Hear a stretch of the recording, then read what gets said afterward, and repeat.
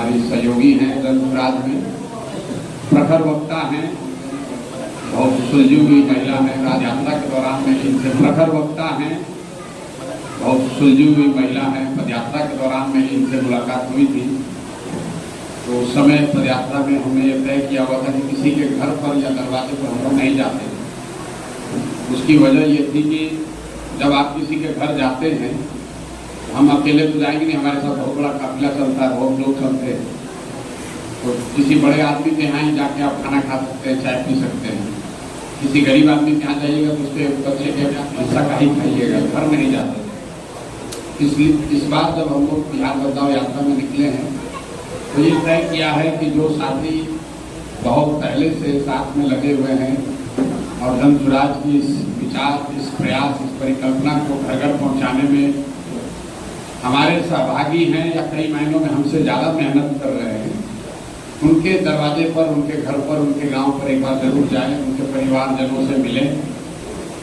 आज के दिन इसी के तहत आज यहाँ पर अभी डॉक्टर साहब के यहाँ गए थे, अभी उर्मिला जी के यहाँ आए हैं। सुबह में एक हम लोग के साथी हैं, उनके गांव पर गए थे। तो 3-4 प्रोग्राम तो यही हो जाता है। हमारी किसी ने कहा कि ये हम लोग के अभिभावक हैं, अभिभावक होने का उम्र तो अभी नहीं हुआ है, लेकिन अभिभावक होने का जिम्मेवारी ले लीजिएगा तो क्या दुर्दशा होता है वो आप हमारी शक्ल देखकर अंदाजा लगा सकते हैं कि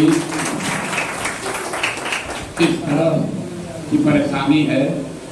नेताओं के लिए लोगों की सोच यही है, जैसे हिंदी पिक्चर में आप देखते हैं कि नेता मतलब दिन भर बैठ के स्कीम बनाना कि कैसे लूट लें, कैसे किसको मार दें, कौन कब्जा कर ले। लोगों की नेताओं की एक छवि बनी हुई है, उसको बदलने के लिए अगर आप प्रयास कर रहे हैं तो ऐसा नहीं है। जो नेता है उसको बड़ा कष्ट है, सुबह से शाम तक शरीर का, मतलब जैसे कहते हैं भोजपुरी में देखा कहा जाला ऊंचाई, तो शरीर आदमी पूछ देता हूँ। आज सुबह में हमारा संगे एक आदमी MLC बालन अफाज साहब, तो कल हमारा संगे दिन भर चल, आज सुबह कहलन भैया उठा था जाते कि 50 लाठी को मार के पीठ फोड़ देले बा, कमी है, बेहतर हो सकता है, उस पर टीका टिप्पणी करना चाहिए। प्रयास का परिणाम क्या होगा उसकी चिंता बहुत करने से बात बनेगी नहीं, क्योंकि बिहार में जो दुर्दशा है, प्रयास आप करें या हम करें, प्रयास आज हो या 20 वर्ष के बाद हो, करना तो किसी न किसी बिहार के आदमी को ही पड़ेगा।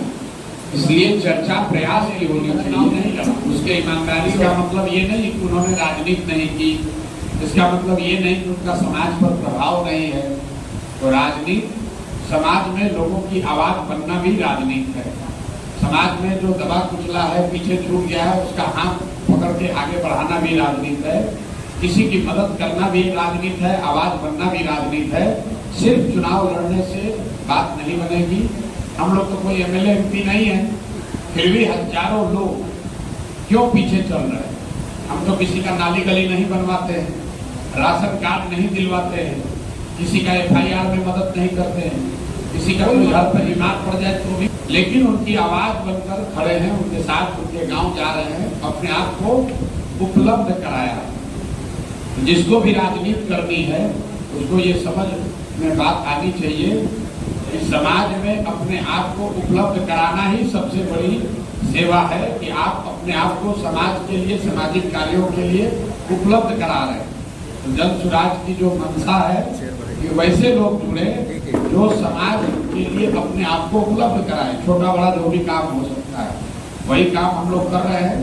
चुनाव भी होगा, इस बीच में चुनाव भी होगा, चुनाव लड़ा भी जाएगा, जनता का साथ मिला तो जीत हार भी होगी, लेकिन चुनाव लड़ना लड़ाना जीवन का उद्देश्य नहीं है। वो उद्देश्य 10 वर्ष कभी था, ये किन प्रकार चुनाव जीतना है, उस काम को हमने 10 वर्ष किया है। उसका बहुत कोई सेटिस्फैक्शन नहीं मिला, सफलता मिली, संतोष नहीं मिला, इसलिए उसको छोड़कर ये काम कर रहे हैं।